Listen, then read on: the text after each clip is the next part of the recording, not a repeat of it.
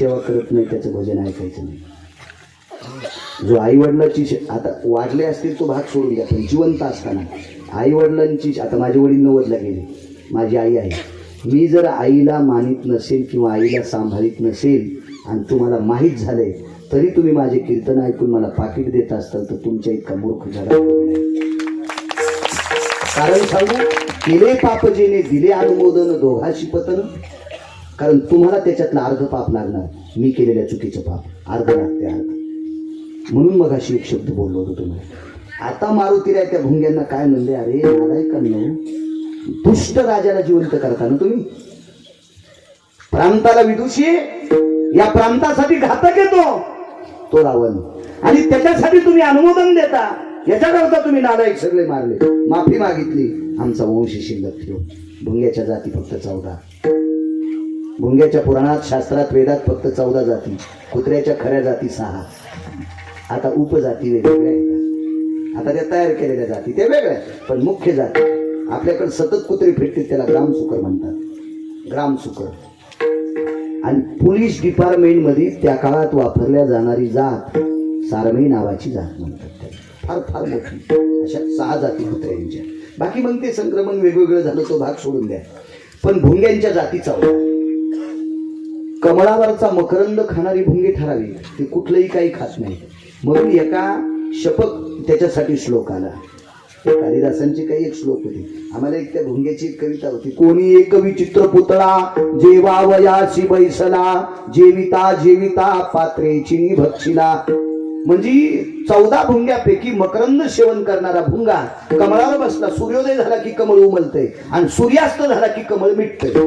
असं 13 कमळापैकी एकच कमळ आहे, ते फक्त रात्री उमलते, त्याचं नाव आहे ब्रह्मकमळ. 12 कमळ सतत वरी तोंड करून उमलतात आणि ब्रह्मकमळ हे रात्री उमलते आणि खाली तोंड करून उमलते. हे पण लक्षात ठेवा, त्याला फक्त ब्रह्मकमळ म्हणतात. बाकी सगळी कमळ वरी तोंड करून जन्मात पावतात आणि ती फक्त सूर्याचा प्रकाश पाहिल्यावर उमलतात आणि सूर्य मावळला किती मिटून जातात. लाकूड कोरणारा भुंगा त्या कमळाचे पाते करून बाहेर येत नाही, तो मरून जातो. पात्रेची भक्षिला. 14 पैकी तो एक भुंगा. बाकीचे भुंगे तुम्हाला 1-2 जाती बरेच माहिती. गोळे करणार भुंगे, त्या नादच असतो गोळे करायचा. गोळे करायचा जाऊ द्या, त्याच्यात काय. पण ही भुंगी ज्यांना अमृताची चोच आहे, त्यांची चोच अमृतात बुडती, ती 14 पैकी त्यांचं पुराणात वर्णन आलं त्या भुंग्यांचं, की ज्यांना मारुतीरायाचं दर्शन होते. ती भुंगे किती अधिकारी असतील कल्पना करा. हे आपल्या कवाडातले असतील का, कवाड बदबद करणार वरून किती लोक पालिश करू द्या कवाडाला. आणि अजून 7-8 वर्षाला अशी बुकी आणली की आया एककडे सगळे सारं फुटत निघतं त्या भुंग्या. काष्टम कोरित भुंगा भुस्फटम पडतम बोई, असा श्रेष्ठ कवी तर लंगड्या चकोबाईचा जावा. ही संस्कृत बी सांगण्यात येते. माफी मागितली, एकच पर्याय. तुम्हाला जर वाचायचं असेल तर चंद्रशिलेच्या पलंगाला आपण टोकरा. त्यांनी सांगितले, दादा मारुतीराय जीवनभर अमृत खाल्ले रे, आता लाकडं कशाला कोरायला होता, त्याच्याशिवाय माझं भागत नाही. बाईला सांगितलं, प्रभू रामचंद्र आसनो तल्पको जायते जगदानंद कन्नपत हे तमामचर्या भय जायते पातिव्रतांती धर्मानाहम. विश्वाचा मालक आहे, जगदानंद कंद जगतपती आहे. तुझ्या आशयावर तलकपावर मी त्याला आणेन. पण एक लक्षात ठेव, अरिष्ट भयतति जाय सुधा परिभाषायति जायन्ते अरिष्ट सहनं जायन्ते ना जनयं जायं विशिष्टता जनवं जायं विशिष्टता जनयं जायं.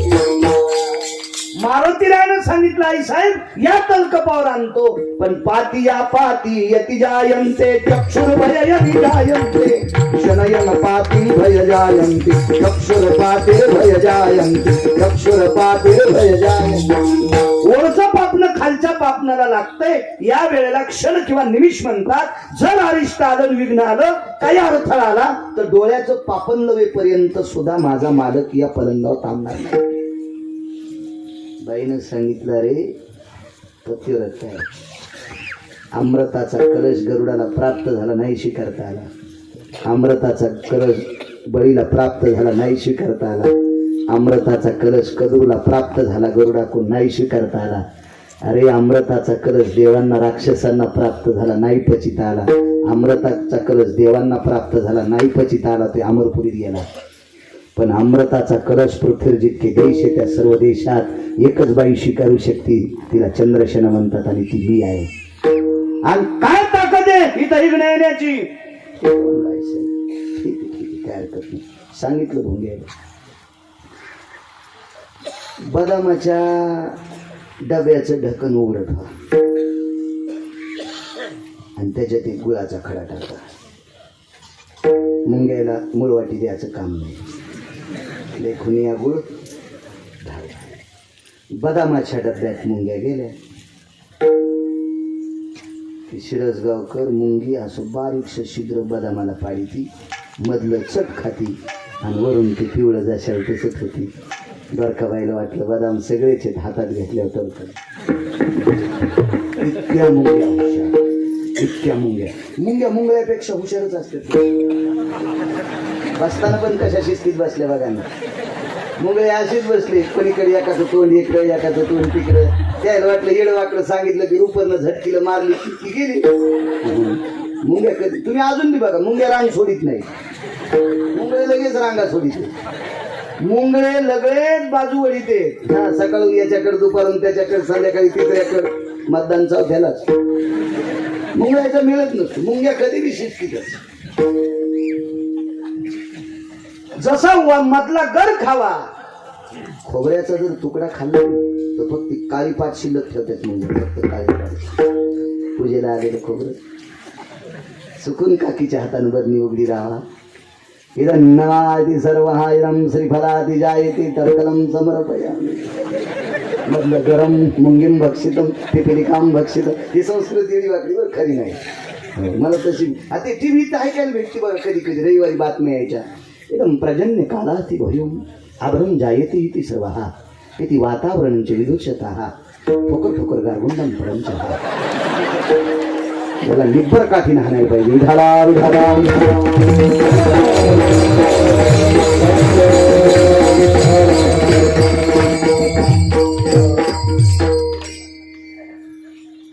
बघा मुंगीची काय काय काय तिची खाण्याची पद्धत बघा.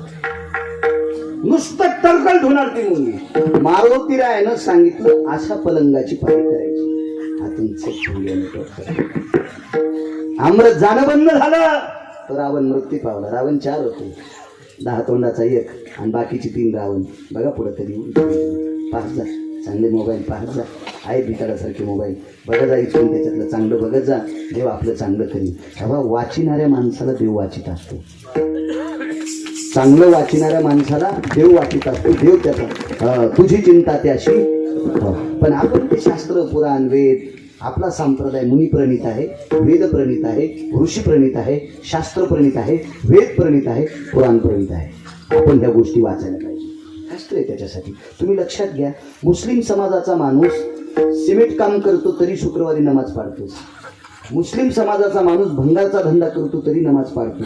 मुस्लिम समाजाचा सर्वोच्च श्रीमंत असला तरी नमाज पाळतो. त्यांच्या लग्नातली सुद्धा नियम मोडत नाही, त्यांच्या लग्नातले. म्हणून ती समाजाचं संघटन आणि निष्ठा आहे, त्यांची निष्ठा आहे. मी त्यांची स्तुती करतोय असा विषय नाही, त्यांचा चांगुलपणा त्यांच्यात आहे. आपल्याकडे धर्माच्या सभा घेतल्या जातात, धर्मावर काहीच वागल्या जात नाही. धर्मासाठी माईकवर बोलल्या जाते, धर्माचं अनुकरण केलं जात नाही. धर्म उंच जाण्यासाठी धर्माला खाली आणण्याची कामं कोणते कोणते ते कामं बंद करणं, याचं नाव धर्म उंच नेणे. तुम्हाला एक सांगू का, महाराणा प्रतापाची जयंती करत असताना, माझे रयतेचे राजा छत्रपती शिवाजी महाराज यांची जयंती करत असताना त्याच मुलाला अधिकार आहे जो मायबापाच्या पाया पडतो. तो जो आई वडिलाच्या पाया कधीच पडत नाही, त्या भडव्याने छत्रपतींचा बिल्ला खिशाला लावणं माझ्या रयतेच्या राजाला आवडणार नाही. आवडणार नाही, त्यांना आवडणार नाही, आवडणार नाही, आवडणार नाही. जो आईला मानत नाही, अहो मुसलमानाच्या बाईला छत्रपतीनं माय मानावं. अरे काळ्या रात्री चमकत होत जिच्या रूपाचं ऊन, अशी देखणी होती एका मुस्लिमाची सुन.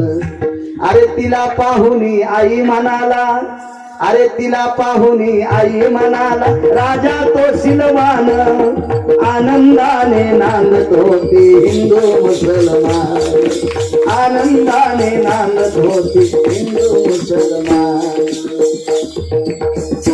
तिला पाहून आई म्हणाला. सामान्य व्याख्या आहे. काळ्या रात्री तिचा अंगाचा प्रकाश पडत होता. काळ्या रात्री चमकत होत जिच्या रूपाचं ऊन, अशी देखणी होती एका मुस्लिमाची सुन. याच्यातला मतितार्थ पहा. तिला पाहुनी आई म्हणाला.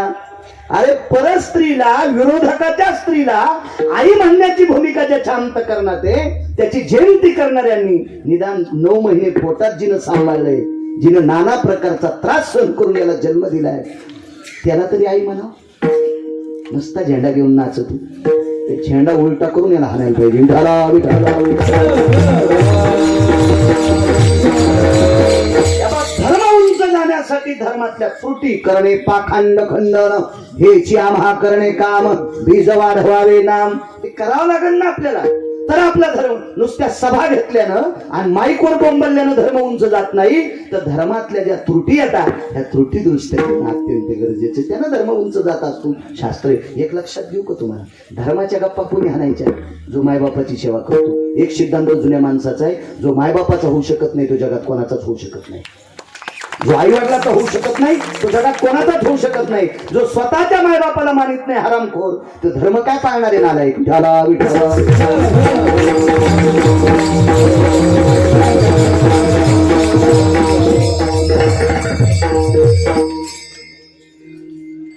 4 भुंगे राहिले होते.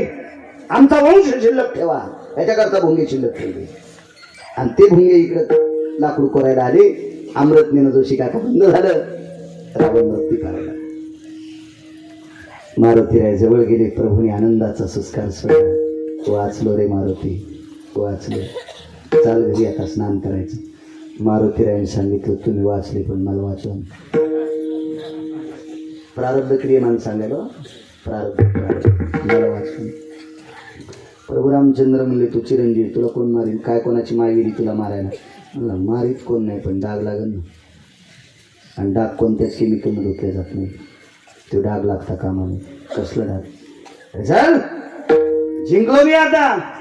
मारुतीराय म्हणले तुम्ही जिंकले नाही, बाईनं तुम्हाला जिंकू दिले. कोण बाई? ज्याला मारले त्याची बायको. अरे दर्शन घेऊ तिचं. दर्शन घ्या, लोटांगण घाला, काय करायचं तर करा, पण तिच्या पलंगावर बसा. अरे प्रापंचिक स्त्री, तिच्या पलंगावर मी बसायचं? मी मर्यादा पुरुषोत्तम आहे. मी सूर्यवंशातला राजा आहे. सगळे बुजुर्ग अंगावर थुंकतील माझ्या. पूर्वज नरकाला जातील. आहा कटा त्याचे करीती पितर, वंशी दुराचारी पुत्र झाला. अरे माझे पितर मला शाप देतील. मारुतीरायने सांगितलं रामचंद्र भगवान गुरुवर्य प्राणनाथा एक विनंती करा. मी तुमच्यावरती वेळ येऊ देणार नाही, पण तुम्ही त्या पलंगावर हनुमंता. अरे पतिव्रतेच्या पलंगावर मला जाण्यासाठी सांगतो, त्याच्यापेक्षा तिच्या नवऱ्याच्या हातानं मला मरण आलेलं परवडं होतं. तिच्या नवऱ्याच्या हातानं मला मरण आलेलं परवडं होतं. हे रामायणातून घ्यायचंय. हा वर्ष रामायणातून घ्यायचा, हा वर्ष रामायणातून घ्यायचा. मेलो तरी हरकत नाही, पण एका पवित्र स्त्रीच्या पलंगावर मला धाडतोस. आणि हनुमंता तुला तरी बुद्धी कशाला सुचली? तू तर संन्यासी आहे ना. मागणं पुढे फुफुट आवडत. तुला काय करायचं उद्या कुठं? तुला काय कर, मी मरू दे, काय हरकत नाही. पण तू हे अंगावर कशाला घेतलं? ऐकन मालक, माझ्या डोळ्याच्या देखता एका नालायकाच्या हाताने तुम्हाला मृत्यू यावा. चंद्र सूर्य तोपर्यंत मला बुद्धीची देवता, बलाची देवता, वरिष्ठ सगळ्या लोकांनी मला मान्यता दिली. ह्या पदव्या माझ्या सगळ्या नदीत जाते. अरे तू तुझं मोठी पण करण्यासाठी मला मातीत घालतो. ऐकायला तयार नाही का रामचंद्र? मला तिच्या पलंगावर पाठवतो. मारुतीने सांगितलं प्रभू एक लक्षात ठेवा, तुमच्या अंगाला कुठल्याही प्रकारचा डाग लागणार नाही याची मी दखल घेतलेली. पण एकच काम करा, मी त्या माऊलीला सांगितलेले माझे मालक तुझ्या पलंगावर घेतील, विराम होतील, विश्रांती घेतील. तू त्यांचा आक्षेप काढ, तुला काय बोलायचं असेल ते बोल. पण माझ्या मालकाला इथे चक्षुया पातील वे भासाम तताम जायते अनिष्टा यत कारोते अनिष्टा ती तत्राती जायते भंगहा. फार मोठ्या माणसाचं वाक्य, जाबालींचं वाक्य. जोशी काका जाबाली म्हणतात, लोमस्त्याच्या पलीकडचं म्हणतात प्रातार घे जायते ती क्रिया. भास्करो तेजो भरे कांती ये किरणोत्सर्गोती ज्या येते हे सर्व नैवत्यादिष्टी करा. सूर्याच्या किरणाला खालीवरी व्हायला एक विलंब थोडा सुद्धा लागत नाही. एखाद्या वेळेस तो टळल, पण तिथं जर विलंब आला तिथं जर संकट आलं तर भगवान थांबणार नाही. हा जाबानीचा लोमशनचा पुरावा. त्याच्या पलीकडचा बकदालभ्याचा फालपेक्षण पलीकडचा पुरावा आहे. इथे रोमांतंतू ज्या येते चतुर्दश गुणत्र ह्या केसाची उभ्या 14 भाग करायची, केसाचे उभे 14 भाग करायचे. आडवे किती करता येते पण उभे 14 करायचे. केस किती बारीकचा असतो डोक्याचा, केसाचे उभे 14 भाग करायचे. रोमाम चतुर्दश ज्या येते एकम भागा येते ज्या येते अनिष्टा तत्रा नैवम तलोक पाहा बकदालभ्यांचा पुरावा. आता त्याच्या पुढचा सांगतो बस झाले एवढे 3 हे ध्यानात ठेवा. विठाला विठाला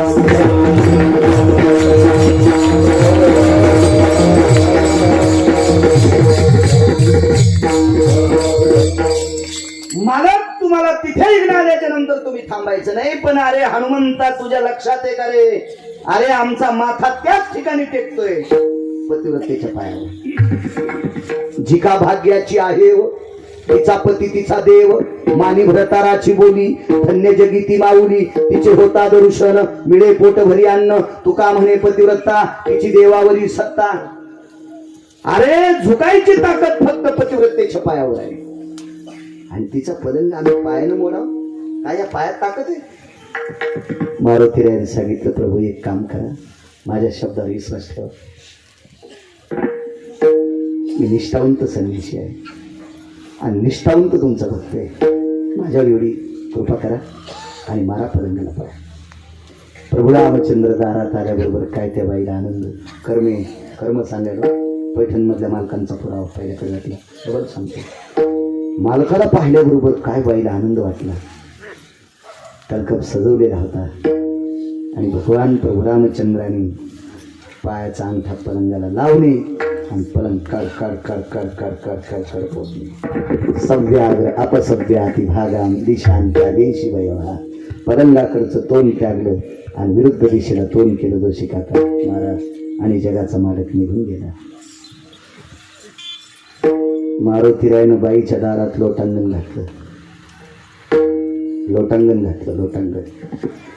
आणि मारुतीरायनं लोटांगण घातल्याच्या नंतर मारुतीरायच्या अंगाला चिटकलेली तिच्या दारातली माती प्रभू रामचंद्र कपाळाला लावतात. माझ्या माईनो तुम्हाला 1-2 शब्द मी थोडेसे कडक बोललो, त्याचा राग मानू नका. याचं कारण सांगतोय. रावण किती नालायक होता, 14 गोष्टीनं 28 गोष्टीनं आणि 32 गोष्टीनं. रावणाचा नालायकपणा मला इथपर्यंत माहित आहे. पण रावणाची पत्नी इतकी अधिकारी होती. रावण मारल्याच्या नंतर कामग नावाच्या विमानातून प्रभू रामचंद्र खाली उतरले आणि खाली उतरल्याच्या नंतर त्या ठिकाणची माती 3दा कपाळाला लावली आणि लंकेकडे तोंड करून 3दा नमस्कार केला. वरी बसलेल्या 6 लोकांनी प्रश्न केला. त्याच्यातली एक सीता होती. सीतेने प्रश्न केला, ज्या जागेवर 6 महिने 26 दिवस मला त्रास झाला त्या ठिकाणची अपवित्र माती तुम्ही कपाळाला का लावली. एक. दुसरा मुद्दा, लंकेकडे तोंड करून नमस्कार का केला. तर विटेवरच्या मालकाने सीतेला सांगितलं, सीते नवरा मृत्यू पावल्याच्या नंतर आपल्या अगोदर नवऱ्याचं शरीर जळू नये अशी दखल घेणारी फक्त मंदोदरी होती. 22 वर्ष काही महिन्याच्या नंतर 22 वर्ष काही महिन्याचा मुलगा झाल्यावर त्या मुलाच्या वाचवण्याचं पत्र विटेवरच्या मालकाला लिहावं म्हणून डाव्या वक्षस्थळातून दूध आलं. तिला सुभद्रा म्हणतात. अभिमन्यूचं पत्र लिहायचं होतं त्याला वाचवा म्हणून. पण आयुष्यभर ज्याच्या खांद्याला खांदा लावून संसार केला, अग्नीची प्रार्थना केली, मला अगोदर जाळ माझ्या मालकाला नंतर जाळ. अग्नीनं सांगितलं, मेलेल्या माणसाच्या कपड्याला विस्तू लागला की शरीर जळत असतंय आणि पतिव्रतेचं शरीर जळतंय, कपडे जळत नाही. सतीनं देखील आग्न. हा नियम आहे शास्त्राचा. मी तुझ्या मालकाला अगोदर जाळीन. तर मंदोदरीने सांगितलं, अग्निराजा तू तुझ्या सत्तेवर आरूढ राह, मी माझ्या सत्तेवर आरूढ राहते. जोशी काका रावणाच्या अंगाला लागलेला अग्नी, भडाग्नी नावाचा अग्नी मंदोदरीने वक्षस्थळातल्या दुधाच्या धाराने जिला जगात 1 नंबरची राहिली. नवऱ्याच्या प्रेताला लागलेला अग्नी जिनं वक्षस्थळातल्या दुधाने विजवा. ती सामान्य पतिव्रता आहे आणि त्या पतिव्रतेचा स्पर्श या मातीला झालाय. म्हणून या ठिकाणची माती विटेवरचा मालक 7व्या अवतारात कपाळाला लावतोय. त्या पतिव्रतेचा वास त्या लंकेत होता, म्हणून त्या भूमीला तीनदा नमस्कार केला. मारुतीराय ज्या जागेवर लोळले त्या जागेवरची माती प्रभू रामचंद्राने कपाळाला का लावली? या पृथ्वीवर जितके देश आहेत नवऱ्यासाठी अमृताचा कलश शासनाने फक्त एकच चंद्रसेना होती, आणि अशी पवित्र पतिव्रता ज्या भूमीत आहे जिचा हृदयस्पर्श या मातीला लागलाय, ती माती तुझ्या अंगाला आहे हनुमंता, म्हणून ती माती पंढरपुरातल्या मालकानं कपाळाला लावली. आता ऐका मागचं घराने. आता आपल्या अभंगाच्या कडव्यावर या. हो, कडव्यावर जर आपण नाही आलं तर लोक म्हणतील हे बोलत दगडे पण भंगारच वापरते. असलं नाही झालं पाहिजे, नाही झालं पाहिजे. काय शाप झाला शिरसगाव? मारुतीरायची शेपटी धरली तिने. पुढे निघाला रे, कुठं निघाला? पुढे निघाला तो, कुठं निघाला? लाई साहेब मा काय चुकलं? माझं काय चुकलं? तुम्ही म्हणले पलंगावर आणा, मी आणलं, पण मी तुम्हाला सांगितलं होतं संकट येता कामा नये. मारुतीरायची शेपटी धरली. सांग, तुझ्या आतापर्यंत केलेल्या नाम साधनेची शपथ आहे. मुंगे कोणी मारले? बोलती बंद झाली. एका भुंग्याचं पंख, मेलेल्या भुंग्याचं पंख शेपटीत अडकलेलं होतं. मृतायति जायते नम कीटकानां यति पिच्छानायाम पुच्छाग्रयो. पिच्छ म्हणजे पंख, पुच्छाग्र म्हणजे शेपटी, आग्र म्हणजे शेवटचा भाग. मेलेल्या भुंग्याचं पंख मारुतीरायाच्या शेपटीत सापडलं. ती पतिव्रता आहे, तिची दृष्टी फार टोकाची आहे. का रे हनुमंता, कोण भुंगे मारले? मीच मारले. मग लक्षात ठेव, तुझ्या मालकाचा मर्यादा पुरुषोत्तम हा भाग संपू नये याच्याकरता तुला आनंद होता. लक्षात ठेव, तुझं ज्याच्यावर प्रेम आहे त्याला मी पलंगावर आणण्यासाठी इतकी आतुर होते. मी कपाळाचं कुंकू पुसलं. माझा काय दोष आहे? काय दोष आहे? लक्षात ठेव, एवढी बलशाली शक्ती, पण एक दिवशी तुला राहणार नाही. एक दिवशी तुला राहणार नाही. म्हणून रामेश्वरात बिना शक्तीची मारुती आहे. आणि इकडचा भाग थोडासा ऐका. पंढरपुरातल्या मालकाला सांगितलं, प्रभू, मालकाने माग नाही पाहिजे, तिकडे बघूनच सांगितलं, माय आई साहेब पुढच्या अवतारात तुम्हाला धर्मपत्नी म्हणून स्वीकारेल. पण त्या बाईने सांगितलं, आत्ताचा आनंद मातीत घातलास. काय कर्म चुकलं? ज्या अंगठ्यानं माझा पलंग मोडलास त्याच अंगठ्याला जरा नावाचा पारधी बाण मारीन. द्वापार युगात त्याच अंगठ्याला जरा नावाचा पारधी बाण मारीन, आणि भिल्लेन भिले शारंगर, आणि तुझा शेवट ते अवतार.